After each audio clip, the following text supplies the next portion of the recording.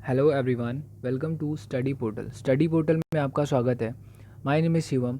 In this video we are going to learn few important English words which will be very beneficial for various sorts of examination like SSC, IBPS or UPSC, and you can also use these words with your friends and relatives.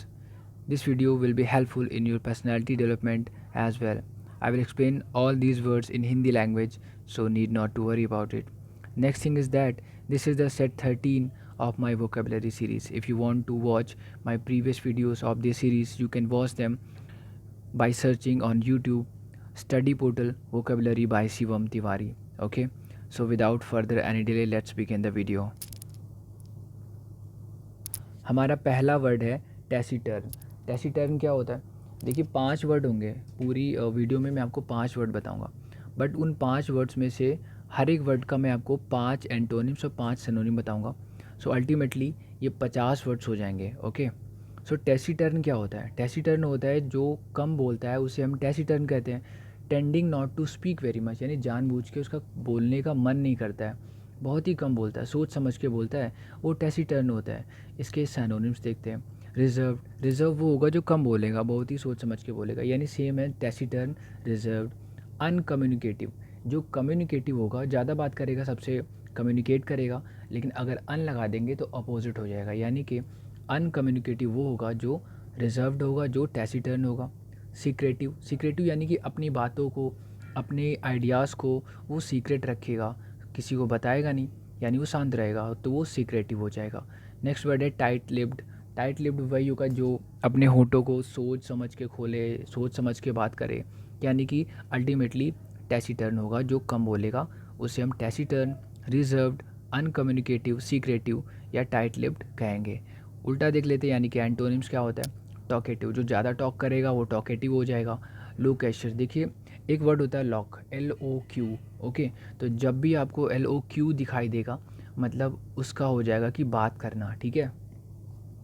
तो loquacious का मतलब हो जाएगा जो बहुत ज़्यादा बातें करता है, उसे हम लोकेशियस कहेंगे या टॉकेटिव कहेंगे या गैरुलस कहेंगे। ऑलराइट, इसका एग्जांपल देखते हैं। After losing the match, match हारने के बाद, my talkative friend captain became sorry my talkative captain became taciturn for sometimes, यानी जो मेरा टॉकेटिव कैप्टन था, जो बहुत बात करता था, बिकेम टैसीटर्न, वो शांत हो गया क्योंकि मैच हार गया।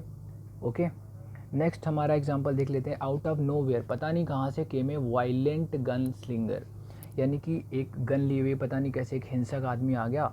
ए टाइप दैट वॉज टैसीटर्न, कैसे टाइप का था वो टैसीटर्न था, यानी कम बोलता था।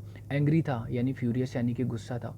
And beyond the scope of social norms, यानी कि वो सामाजिक नहीं था। ऑलराइट, नेक्स्ट वर्ड देखेंगे, यानी कि second word, and that is laconic. Laconic और टैसीटर्न दोनों मैच करते हैं, बट ये ऐसा नहीं है। टैसीटर्न वो हो जाएगा जो कम बोलेगा, बट लैकॉनिक वो हो जाएगा जो पॉइंट टू पॉइंट बात करेगा, जो फालतू की बात नहीं करेगा, इधर उधर की बात नहीं करेगा। ऑलराइट, तो लैकॉनिक मीन्स संक्षिप्त और नपातुला बात करेगा। Using only few words to say something, यानी कहने के लिए मात्र कुछ वर्ड ही इस्तेमाल करेगा, या फिर टू द पॉइंट बात करेगा। इसके साइनोनिम्स देखते हैं। ब्रीफ, ब्रीफ मतलब होता है कम या संक्षेप में। कंसाइज भी सेम हो जाएगा। संसिंक्ट भी सेम हो जाएगा। क्रिस्प यानी कि बहुत कम, छोटा कर देना। और कॉम्पेंडियस, इन सभी का मतलब हो जाएगा सोच समझ के बात करना या फिर बहुत छोटा सा उसका एक पार्ट ब्रीफ में आंसर देना। Okay, laconic, brief, concise, succinct, crisp और कॉम्पेंडियस। इसके उल्टा क्या हो जाएगा? जो ज़्यादा बात करेगा, फालतू की बात करेगा, 2 लाइन की बात को 10 लाइन में बोलेगा। ऑलराइट, यानी कि वर्बोज, फालतू में वर्बल बातें करेगा तो वो वर्बोज हो जाएगा। या फिर सरकम लोक्यूटरी, यानी फालतू की, इधर सरकम मतलब घेरा होता है, यानी इधर उधर की बातें करेगा, पॉइंट की बात नहीं करेगा, यानी वो हो जाएगा सरकम लोक्यूटरी। और क्या हो जाएगा? पेरीफ्रेस्टिक, पेरीफ्रेस्टिक भी सेम हो जाएगा, जो फालतू की बात करेगा। या टॉर्चुअस हो जाएगा, यानी एक्सेसिवली लेंथी, यानी फालतू में लंबा करके बात करेगा। ऑलराइट, एग्जांपल देखते हैं। I don't have all day, मेरे पास पूरा दिन नहीं है। सो बी लैकॉनिक, यानी कि लैकॉनिक हो जाओ, यानी कि मेन बातें करो, फालतू की बात मत करो। With your answers said the teacher, teacher ने ऐसा बोला। सेकेंड एग्जाम्पल है to save his valuable time, यानी वैल्यूएबल टाइम को बचाने के लिए the lawyer asked the divorcing spouses for a laconic explanation, यानी कि अपना टाइम बचाने के लिए लॉयर ने कहा, किससे कहा या क्या पूछा, डाइवोर्सिंग स्पाउसेस से, यानी कि जो तलाक ले रहे थे स्पाउसेस, स्पाउस होता है पति या पत्नी, तो स्पाउसेस हो जाएगा कपल्स, ऑलराइट।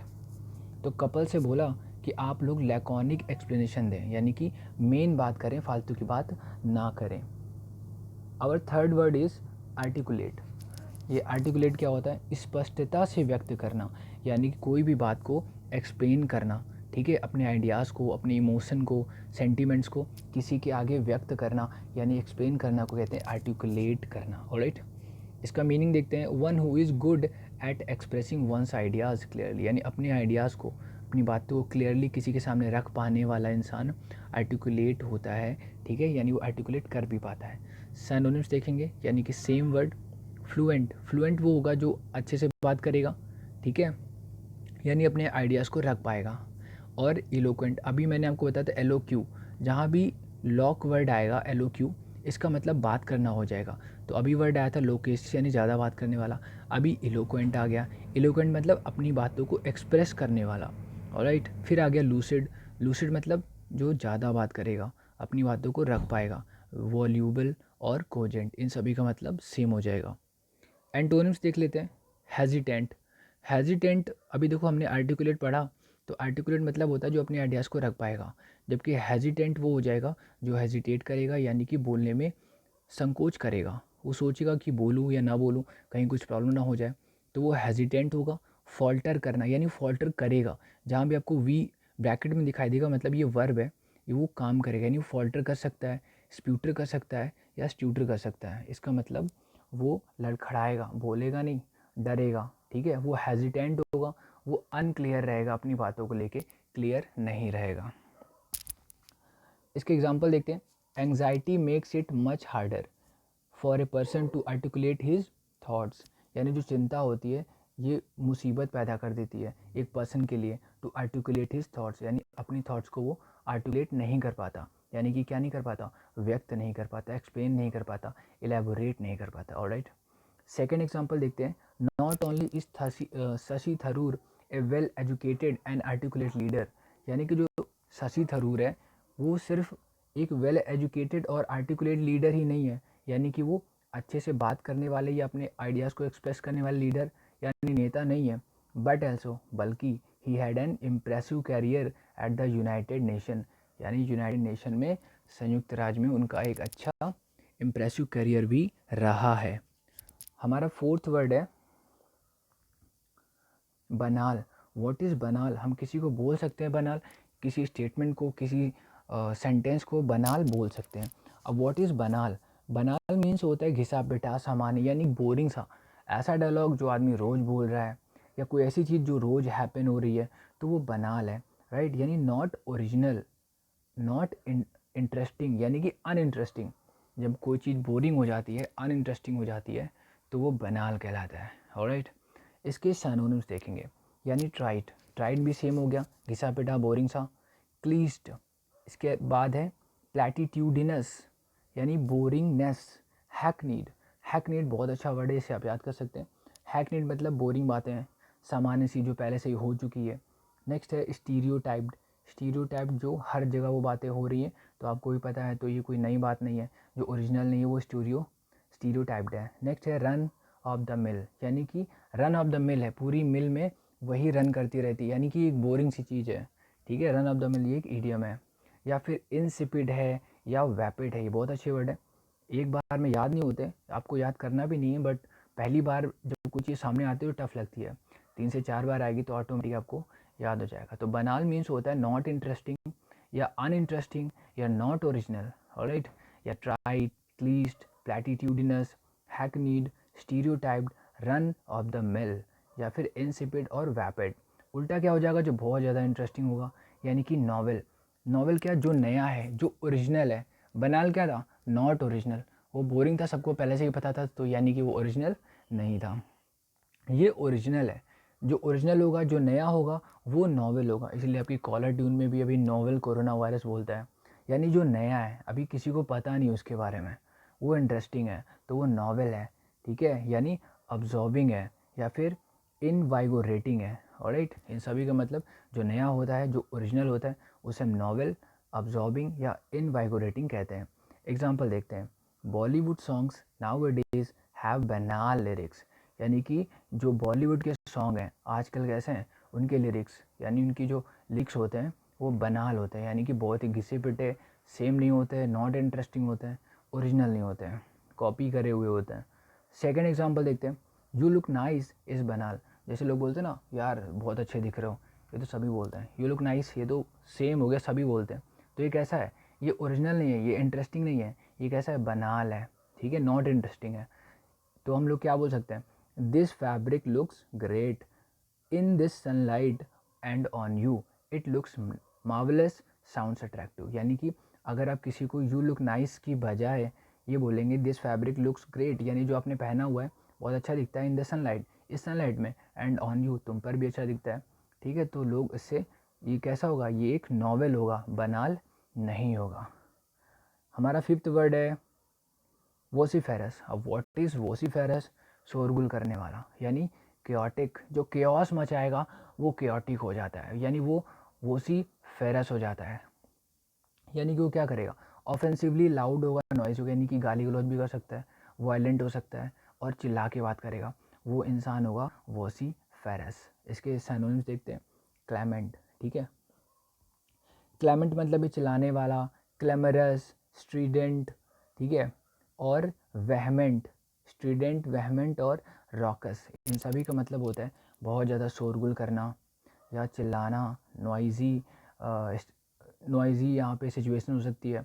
तो इन सभी के लिए हम बोलेंगे, अगर कोई ज़्यादा चिल्ला के बात करता है या शोर मचाता है, घर में बच्चे शोर मचाते हैं, तो वो कैसे बच्चे हो गए, वोसीफेरस हो गए, ठीक है, वोसीफेरस सिचुएशन हो गई। तो इसके लिए वोसीफेरस हो गया जो बहुत ज़्यादा शोर करेगा, या क्लेमेंट, क्लैमरस, स्ट्रीडेंट, वेहमेंट या रॉकस। ऑलराइट, इसका उल्टा क्या हो जाएगा, जो शांत रहेगा, यानी एंटोनिम्स क्या हो जाएगा, साइलेंट यानी चुप रहना, क्वाइट यानी शांत रहना, ओके, सबड्यूड या हस्ट, इन सभी का मतलब होता है शांत रहना, कोई आवाज़ ना करना, ठीक है।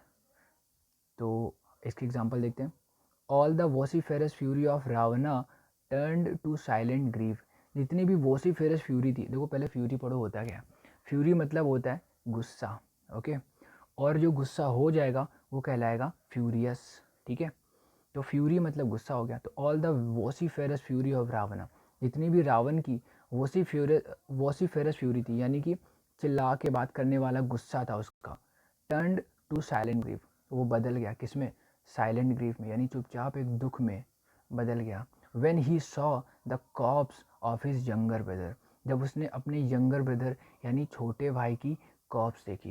देखो कॉप्स क्या होता है, आप मुझे कमेंट करके बताइएगा, ठीक है, जानना चाहूँगा इसका मतलब क्या होगा, ठीक है, अगर कोई प्रॉब्लम है तो मैं वीडियो के एंड में बता दूंगा। वैसे this is the end of the video, मैं आपको भी बताता हूँ थोड़ी देर में, मुझे अभी एक्सप्लेन करने दो सेकेंड एग्जाम्पल। जब पहले पहले देखते हैं, तो जब उसने रावण ने अपने छोटे भाई की कॉप्स देखी, चलिए मैं बता देता हूँ कॉप्स होता क्या है। कॉप्स होता है लाश, यानी कि जब कोई इंसान ख़त्म हो जाता है तो उसको कहते हैं कॉप्स, यानी लाश, ठीक है, इसको कैनियन भी बोल सकते हैं, या फिर जो मर जाता है उसको कहते हैं डिसीज्ड। देखो डिसीज़ एक बीमारी होती है, लेकिन अगर डिसीज्ड लिखा हुआ है तो मतलब वो मर चुका है, ऑलराइट। तो यहाँ पे कॉप्स है यानी कि लाश, जब उसने अपने छोटे भाई की कॉप्स देखी या कैनियन देखी, ठीक है, तब वो उसका गुस्सा जो था वो दुख में बदल गया, ऑलराइट। सेकेंड वर्ड देखते हैं, the Chinese have always been very vociferous, Chinese जो होते हैं ना, चीनी, वो हमेशा वोसीफेरस होते हैं, यानी कि चिल्लाते रहते हैं, इन क्रिटिसाइजिंग इंडिया, जब वो इंडिया को क्रिटिसाइज़ करते हैं ना तो वो चिल्ला चिल्ला के सबको बताते रहते हैं, even for the most innocuous activities, यहाँ तक कि इनॉक्यूअस एक्टिविटीज़ में भी करते हैं ऐसा। अभी इनॉक्यूअस एक्टिविटीज़ क्या होती है, इनॉक्यूअस ऐसी एक्टिविटी होगी जो आपको हार्म नहीं करेगी, यानी वो हानिकारक नहीं है, जो हानिकारक नहीं होता है वो होता है innocuous, alright. So this is the final word of my video. तो अभी मैंने आपको 50 वर्ड बताया, ठीक है, 5 वर्ड दिख रहे हैं बट वो एक्चुअली में 50 वर्ड हो गए। So that is the end of my video. Okay, so thank you so much for watching this. Please subscribe to channel and like the video. Alright, and you can comment if you want any alteration in the videos. Thank you so much. All right.